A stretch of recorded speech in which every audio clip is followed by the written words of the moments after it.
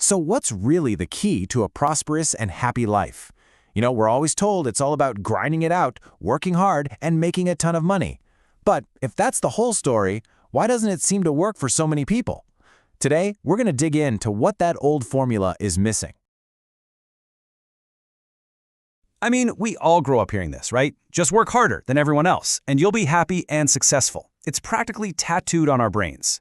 But if that were 100% true, why are so many incredibly hardworking people still feeling, well, stuck? And on the flip side, why are some of the wealthiest people you can imagine feeling totally empty inside?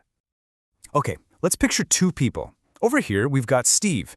Steve works tirelessly, endless hours, but he's just stuck in this loop, this cycle of struggle. And then you have Jane. She's got the financial wealth, the whole shebang, but she has zero peace of mind. Both of them followed the hard work rulebook, and for both of them, it just wasn't enough. Something is clearly missing from the equation. So let's just tackle the biggest piece of this puzzle right away. The hard work myth. The idea that all you need is sheer effort. It's super popular, but honestly, it's just incomplete. Think about it like this. Pushing a giant boulder up a hill is definitely hard work, no doubt. But what if you're pushing it up the wrong hill? What have you actually accomplished? Effort, you see, needs direction. It needs knowledge to give it shape and purpose. Without that guidance, you could spend a lifetime struggling and have very little to show for it. So here's a really simple but powerful habit to get into. Before you just dive in and pour all your energy into something, just pause. Ask yourself, is what I'm about to do truly valuable? Is it going to create a real benefit for me or for someone else? Just that one question can change the entire course of your life's work. And hey, even when you do achieve wealth, it's not a set-it-and-forget-it kind of deal. It can vanish. You know what destroys it? Arrogance. Thinking you've got it all figured out. Complacency. But you know what maintains it? Humility. And a real commitment to always be learning.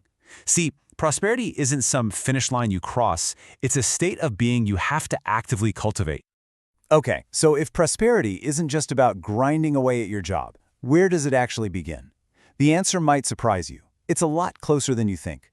It's not in an office building or a bank account. It all starts with the atmosphere in your own home. A home that really nurtures these 7 qualities. It just becomes a natural cradle for prosperity. It's built on knowledge, right? A place where learning is encouraged. It has happiness, that feeling of genuine joy when you walk in the door. It needs peace of mind, so it's not a place of constant conflict. And of course, love, just real care for one another. It has to value truth and purity. That's all about honesty and mutual respect. And finally, it builds strength, both mentally and physically. When a home has this kind of harmony, creativity just blossoms. And you know what? Wealth always follows creativity. Now, this leads to a really fundamental shift in how we think about work. It's about moving away from chasing money and toward creating real value for other people. So instead of asking, how can I get rich, the much more powerful question is, how can I help? How can I protect, serve, and help others?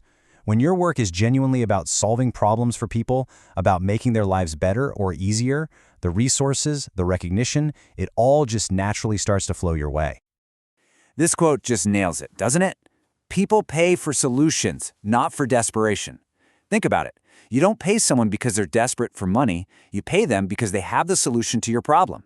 When your focus shifts to providing those real solutions, you become incredibly valuable. And prosperity, it just becomes a natural side effect of the value you're putting out into the world. And look, providing value isn't just about fixing leaky pipes or building spreadsheets. Artists, musicians, writers, all kinds of creators, they bring joy and beauty and emotional connection to our lives. That is an absolutely essential service. A society that values that kind of emotional and spiritual well-being, well, that's a society that prospers on a much, much deeper level. Okay, so we've talked about your home environment. Now let's talk about the personal atmosphere we create through the people we hang out with and what's going on inside our own heads. This one is huge. Absolutely huge. Good people are rare. You can learn a new skill pretty much any time, but you can't just learn good character. The people you surround yourself with, your friends, your colleagues, they have a massive impact on your state of mind. Good company literally creates the fertile ground where peace and joy and prosperity can actually grow. And just as important as the company you keep on the outside is your own internal state. Prosperity simply cannot grow in a mind filled with hatred or constant anger or ignorance. It's kind of like spring cleaning for your brain. You've got to clear out all that mental junk to make room for the good stuff, like knowledge, compassion, and humility. A clean mind and a clean heart. They're like magnets for good things. And that leads to something really important: courage. Specifically, the courage to think for yourself. So many of us just blindly follow the rules or accept what society tells us is normal without ever stopping to ask, hey, does this actually work for me? Sometimes that path just leads straight to suffering. Shaping your own path means having the courage to question assumptions and maybe even forge a completely different way forward. So, with the right values in place and the right people around you, how do we actually structure our lives for abundance? Well, the final piece of this puzzle is organization. Let's call it the palace model. Think about a palace, right? It runs smoothly because it's organized with wisdom, not chaos. And we can apply that same thinking to our own lives, our homes, our businesses. Step 1, assign roles based on what people are naturally good at. Step 2, manage your resources, your time, your money, your energy with care. Don't be wasteful. And step 3, this is key, respect every single contribution, no matter how small it seems. This kind of system prevents chaos and builds a solid foundation for real growth. When you boil it all down, here's the bottom line. True prosperity isn't about luck, and it's not some secret formula you have to buy. It is the natural, almost inevitable result of the values you actually live by. When knowledge and service and harmony and wisdom are your guides, abundance just becomes your reality. So, as we wrap things up, I've got a little challenge for you.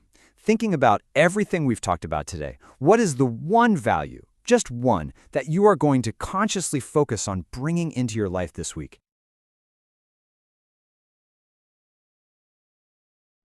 If you loved this content, please share it with someone who might need to hear it. And please make sure you click like on this video and subscribe to our channel for more. Thanks for watching.